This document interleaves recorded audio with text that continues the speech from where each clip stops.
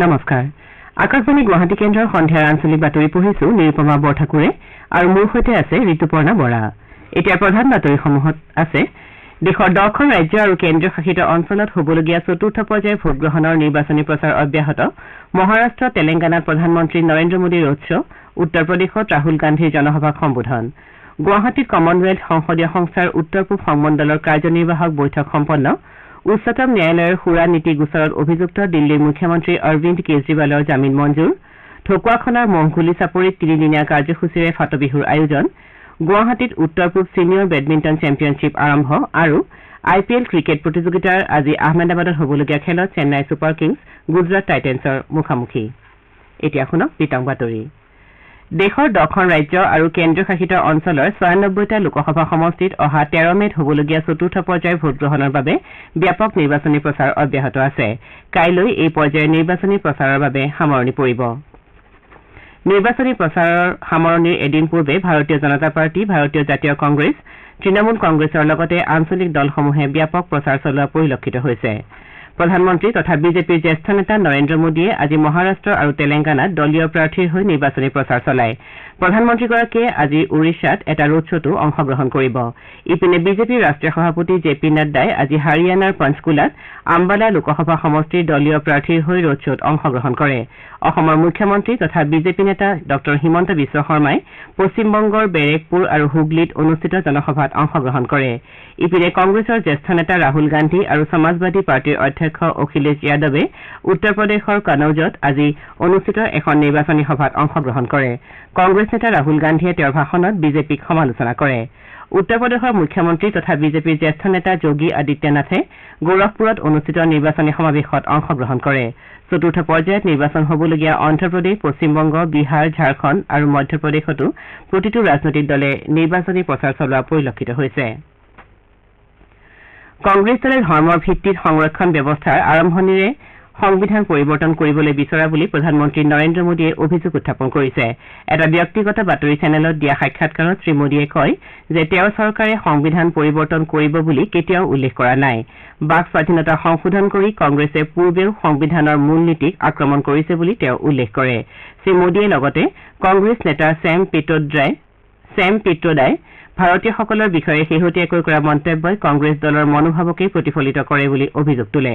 প্ৰধানমন্ত্ৰীয়ে কয় যে ভাৰতৰ দৰে এখন দেশত য'ত জনসাধাৰণে কৃষ্ণক উপাসনা কৰে তেনে এখন দেশত ক'লা আৰু বগাৰ পাৰ্থক্যৰে কাম কৰাৰ কোনো প্ৰাসংগিকতা নাই। শ্ৰীমোদীয়ে লগতে কয় যে ভাৰতবৰ্ষ বৈচিত্ৰ্যৰ মাজত ঐক্যৰ দৰে আদৰ্শৰে ধন্য এখন দেশ। মধ্যপ্ৰদেশৰ বেতুল লোকসভা সমষ্টিৰ 4টা ভোটগ্ৰহণ কেন্দ্ৰত আজি শান্তিপূৰ্ণভাৱে পুনৰ ভোটগ্ৰহণ অনুষ্ঠিত হয়। ৰাজাপুৰ, দুদৰ ৰায়ত, কুণ্ড ৰায়ত আৰু চিখলিমাল কেন্দ্ৰত পুনৰ ভোটগ্ৰহণ কৰা হৈছে। মধ্যপ্ৰদেশৰ মুখ্য নিৰ্বাচনী বিষয়া অনুপম ৰাজনে জনোৱা অনুসৰি বিয়লি 6 বজাত ভোটগ্ৰহণৰ সামৰণি পৰে। এই 4টা ভোটগ্ৰহণ কেন্দ্ৰত 3037 গৰাকী ভোটদাতা আছে। এই কেন্দ্ৰকেইটাত যোৱা 7 মেত ভোটগ্ৰহণ অনুষ্ঠিত হৈছিল যদিও ভোটগ্ৰহণৰ পাছত EVM কঢ়িয়াই নিয়া বাছখনত জুই লগাৰ পৰিপ্ৰেক্ষিতত এই কেন্দ্ৰকেইটাৰ EVMসমূহ জুইত জাহ গৈছিল। গুৱাহাটীত আজি কমনৱেলথ সংসদীয় সংস্থাৰ উত্তৰ পূব সংমণ্ডলৰ কাৰ্যনিৰ্বাহকৰ বৈঠক অনুষ্ঠিত হয়।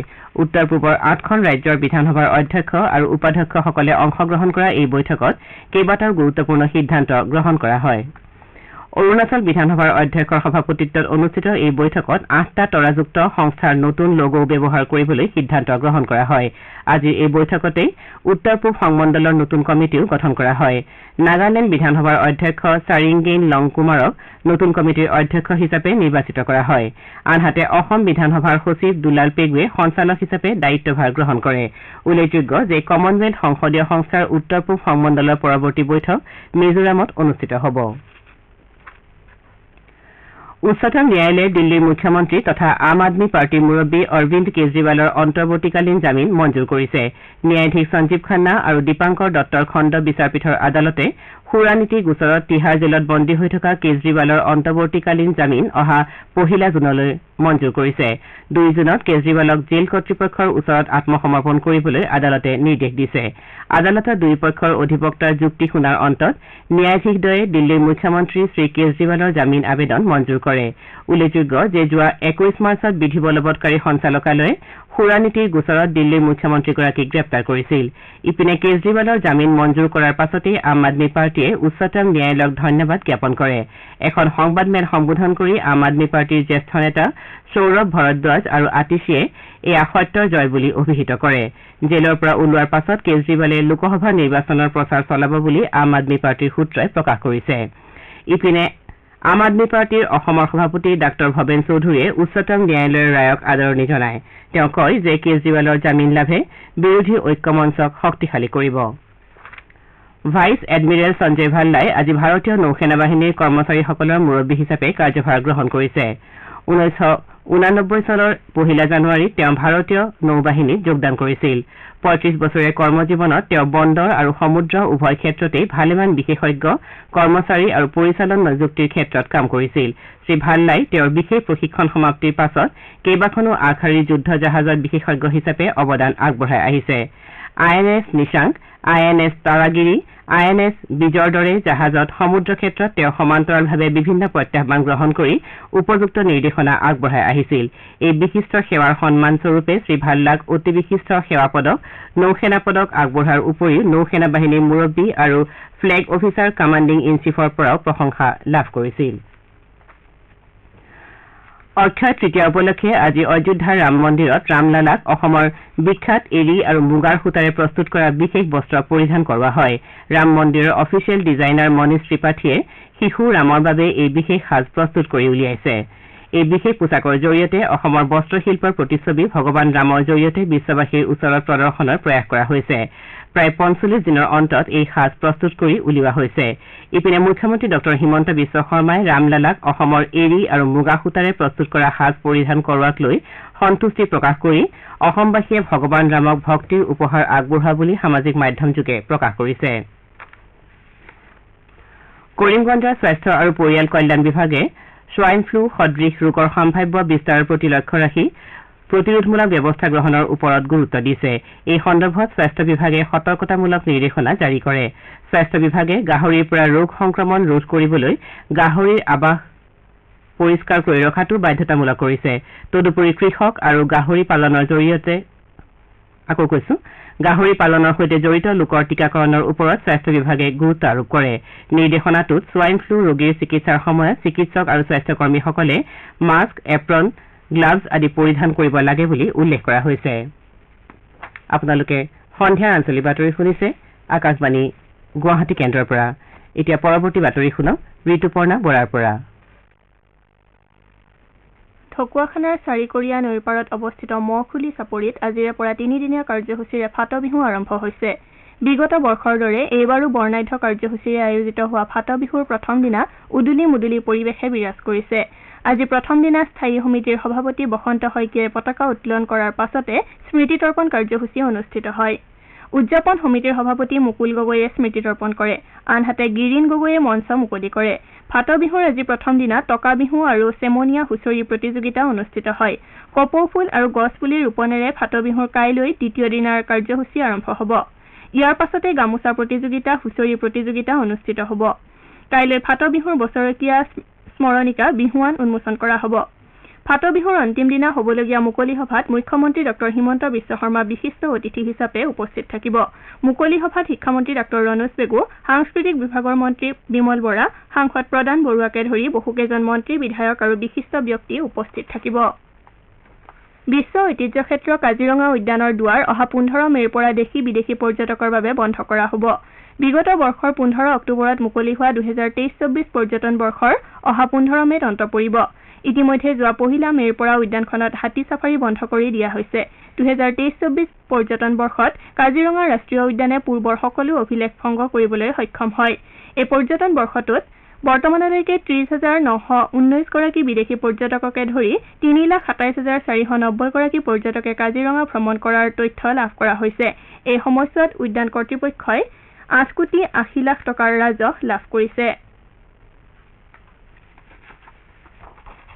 যোৰহাটৰ অসম কৃষি বিশ্ববিদ্যালয়ে কাৰ্বন শোষণৰ বাবে 1 কোটি গছপুলি ৰোপণৰ পদক্ষেপ হিচাপে নতুন দিল্লীৰ শক্তি আৰু সম্পদ প্ৰতিষ্ঠান টেৰী আৰু ৰিনিউ পাৱাৰ চিনাৰীজ প্ৰাইভেট লিমিটেডৰ সৈতে এখন বুজাবুজিৰ চুক্তিত স্বাক্ষৰ কৰিছে এই চুক্তিৰ জৰিয়তে অসমৰ বিভিন্ন প্ৰান্তৰ কৃষকসকলৰ সহযোগত ৰোপণ কৰিবলগীয়া গছপুলিবোৰৰ 3 বছৰৰ পাছত ডাঙৰ হোৱা গছবোৰত জমা হোৱা কাৰ্বন বিশেষ পদ্ধতিৰে মূল্যায়ন কৰি আন্তঃৰাষ্ট্ৰীয় পৰ্যায়ত নিৰ্ধাৰিত দৰত গছৰ গৰাকীক ইয়াৰ লাভ্যাংশ প্ৰদান কৰা হ'ব। অসম কৃষি বিশ্ববিদ্যালয়ৰ অন্তৰ্গত কৃষি বিজ্ঞান কেন্দ্ৰ আৰু কৃষি গৱেষণা কেন্দ্ৰৰ সহযোগত এই চুক্তিৰ অধীনত অসমৰ 10খন জিলাত প্ৰাৰম্ভিক পৰ্যায়ত গছপুলি ৰোপণ কৰা হ'ব। কামৰূপ জিলা অধিবিদ্যা পৰিষদ আৰু সমগ্ৰ শিক্ষা কামৰূপৰ যুটীয়া উদ্যোগত আজি কামৰূপ জিলাৰ মিৰ্জা ডায়েটত কৃত্ৰিম বুদ্ধিমত্তা সম্পৰ্কত এখন কৰ্মশালা অনুষ্ঠিত হয়। জিলা পৰ্যায়ত অনুষ্ঠিত এই কৰ্মশালাৰ বিষয়বস্তু আছিল মাধ্যমিক শ্ৰেণীত কৃত্ৰিম বুদ্ধিমত্তা আৰু ৰবটিক্স বিষয়ৰ অন্তৰ্ভুক্তিয়ে ছাত্ৰ ছাত্ৰীক বিশ্বায়নৰ যুগত বহি বিশ্বৰ সৈতে সম্পৰ্ক স্থাপনত সহায় কৰিব। জিলাখনৰ উচ্চ মাধ্যমিক আৰু উচ্চতৰ মাধ্যমিক বিদ্যালয়ৰ 274 গৰাকী বিদ্যালয় প্ৰধানে অংশগ্ৰহণ কৰা এই কৰ্মশালাত পৰৱৰ্তী গুণোৎসৱ সন্দৰ্ভতো বিশদভাৱে আলোচনা কৰা হয়। অসম ৰাজ্যিক সাংবাদিক সন্থাৰ 10ম বাৰ্ষিক প্ৰতিষ্ঠা দিৱস আজি দিনজোৰা কাৰ্যসূচীৰে শিৱসাগৰত অনুষ্ঠিত কৰা হয়। শিৱসাগৰ জিলা সাংবাদিক সংস্থাৰ কাৰ্যালয়ত অনুষ্ঠিত এই দিৱসৰ সৈতে সংগতি ৰাখি আছাম ট্ৰিবিউন কাকতৰ কাৰ্যবাহী সম্পাদক তথা মিডিয়া কোষৰ অধ্যক্ষ প্ৰশান্ত জ্যোতি বৰুৱাক 2024 বৰ্ষৰ ব্ৰহ্মপুত্ৰ উপত্যকা সাংবাদিক বঁটা প্ৰদান কৰা হয়। অনুষ্ঠানত ভাৰতীয় সাংবাদিক সংঘৰ সচিব প্ৰধান চাবানায়াকান চেলভা কুমাৰস্বামী প্ৰমুখ্যে ভালেসংখ্যক বিশিষ্ট ব্যক্তিয়ে অংশগ্ৰহণ কৰে। তামুলপুৰ জিলাৰ আয়ুক্ত কাৰ্যালয়ত আজি বান সম্পৰ্কীয় এখন পৰ্যালোচনা বৈঠক অনুষ্ঠিত হয়। বৈঠকত জিলা উপায়ুক্তগৰাকীয়ে বান পৰিস্থিতি সন্দৰ্ভত সতৰ্ক হৈ থাকি ৰাইজক প্ৰয়োজনীয় সহায় সহযোগিতা আগবঢ়াবলৈ বিভিন্ন বিভাগৰ বিষয়া কৰ্মচাৰীসকলক আহ্বান জনায়। এই বৈঠকত শিশু খাদ্যৰ লগতে গৰ্ভৱতী মহিলাৰ সুৰক্ষা, বিশুদ্ধ খোৱা পানী, পোহৰৰ ব্যৱস্থা, ৰাস্তা ঘাটৰ মেৰামতি, ঔষধ আদি বিভিন্ন বিষয় সন্দৰ্ভত বিতংভাৱে আলোচনা কৰা হয়। বানৰ সময়ত পশুধনৰ বিস্তৰ ক্ষতি হোৱাৰ প্ৰতি লক্ষ্য ৰাখি জিলা আয়ুক্তগৰাকীয়ে পশু চিকিৎসকসকলকো সষ্টম হৈ থাকিবলৈ পৰামৰ্শ আগবঢ়ায়। ইয়াৰ সমান্তৰালকৈ কৃষি, স্বাস্থ্য, সমাজ কল্যাণ, জলসম্পদ, জলসিঞ্চন, যোগান আদি বিভাগক বিশেষ দৃষ্টি ৰাখিবলৈ পৰামৰ্শ আগবঢ়ায়। মৰিগাঁও জিলাৰ মায়ঙৰ পবিতৰা অভয়াৰণ্যত কালি নিশা বনৰক্ষী আৰু আৰক্ষীয়ে গোপন অভিযান চলাই অত্যাধুনিক মাৰণাস্ত্ৰসহ এটা চোৰাং চিকাৰী আটক কৰিবলৈ সমৰ্থ হয়। পবিতৰা অভয়াৰণ্যৰ বন বিষয়া আৰু মৰিগাঁৱৰ অতিৰিক্ত আৰক্ষী অধীক্ষকৰ নেতৃত্বত চলোৱা এই অভিযানত আটক কৰা চোৰাং চিকাৰীটোৰ পৰা এটা ৰাইফল, 12 জাই গুলী আৰু এটা অত্যাধুনিক পিষ্টলো উদ্ধাৰ কৰা হয়। গুৱাহাটীৰ শ্ৰীমন্ত শংকৰদেৱ কলাক্ষেত্ৰৰ শ্ৰী শ্ৰী মাধৱদেৱ আন্তৰ্জাতিক প্ৰেক্ষাগৃহত অহা 12 মে'ৰ সন্ধিয়া 6 বজাত দিছপুৰ মহাবিদ্যালয়ৰ ড্ৰামাটিক ছ'চাইটিৰ উদ্যোগত জ্যোতিপ্ৰসাদ আগৰৱালাৰ বহু সমাদৃত নাটক কাৰেঙৰ লিগিৰি মঞ্চস্থ কৰা হ'ব। বিশিষ্ট নাট পৰিচালক মালিক আহমেদৰ দ্বাৰা পৰিচালিত আৰু দিছপুৰ মহাবিদ্যালয় ছাত্ৰ ছাত্ৰীৰ দ্বাৰা অভিনীত নাটকখনি শিক্ষামন্ত্ৰী ডাঃ ৰণোজ পেগুৱে উদ্বোধন কৰিব। আছাম ছিনিয়ৰ বেডমিণ্টন ক্লাবৰ উদ্যোগত আজিৰে পৰা গুৱাহাটীত 3দিনীয়াকৈ 8ম উত্তৰ পূব ছিনিয়ৰ বেডমিণ্টন চেম্পিয়নশ্বিপ অনুষ্ঠিত হৈছে। আজি পুৱাৰে পৰা বিভিন্ন শাখাৰ খেলসমূহ অনুষ্ঠিত হয়। নেহৰু ষ্টেডিয়ামৰ তৰুণৰাম ফুকন ইণ্ডোৰ ষ্টেডিয়ামত অনুষ্ঠিত প্ৰতিযোগিতাখনত উত্তৰ পূবৰ লগতে ভূটান আৰু নেপালৰ খেলুৱৈয়ে অংশগ্ৰহণ কৰিছে। আজি সন্ধিয়া অসম আৰক্ষীৰ বিশেষ সঞ্চালক প্ৰধান হৰমিত সিঙে প্ৰতিযোগিতাখন আনুষ্ঠানিকভাৱে উদ্বোধন কৰে। IPL ক্ৰিকেট প্ৰতিযোগিতাৰ আজি গুজৰাটৰ আহমেদাবাদৰ নৰেন্দ্ৰ মোদী ষ্টেডিয়ামত হ'বলগীয়া খেলত চেন্নাই ছুপাৰ কিংছ গুজৰাট টাইটান্ছৰ সন্মুখীন হ'ব। খেলখন সন্ধিয়া 7:30 বজাত আৰম্ভ হ'ব।